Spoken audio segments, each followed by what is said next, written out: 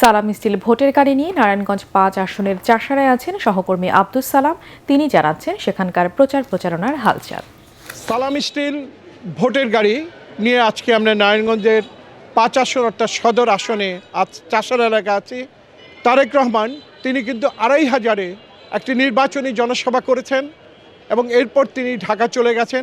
অপরদিকে ইসলামিক আন্দোলন বাংলাদেশের আমির মুফতি রেজাউল করিম তিনি বিকেলে দুটি নির্বাচনী সমাবেশ করেছেন। এর ছাড়াও কিন্তু অন্যান্য জোটের যে প্রার্থীরা, বিশেষ করে মাওলানা সিরাজুল মামুন, তিনি কিন্তু সকালে আজকে কেন্দ্রীয় শহীদ মিনার থেকে প্রচারণা শুরু করেছেন। ভূমিকম্প সহনীয় মোস্ট ডিউরেবল দেশের প্রথম থার্মেক্স রড সালাম স্টিল। সালাম স্টিল বোঝে ডিউরেবিলিটি। সালাম স্টিল মোস্ট ডিউরেবল স্টিল।